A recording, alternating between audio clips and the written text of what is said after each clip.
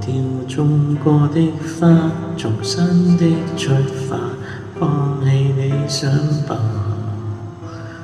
別再看塵封的喜帖，你正在要搬家。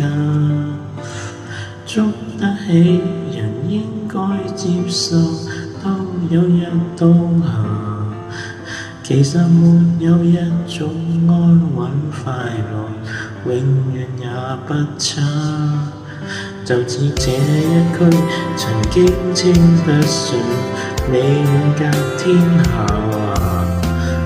單心眼全街的燈位快要住滿呀。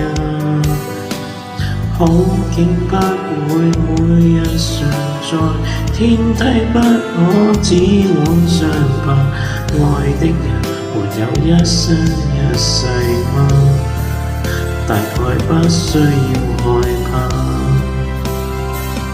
忘掉愛過的他，當初的喜帖跟我印象太偉大。裱起婚紗照那道牆及一切美麗交換，明日同步擦。忘掉有過的家，小餐台梳化雪櫃及冷飯紅茶，溫馨的光點不過借出都記拿回話。等不到下一代是嗎？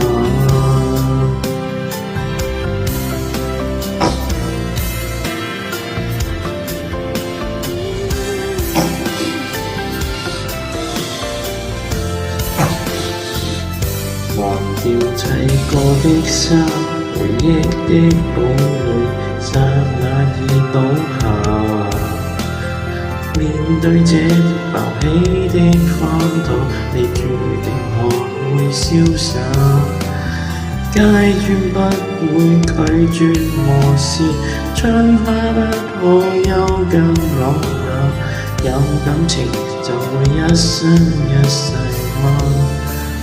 又在惋惜有用嗎？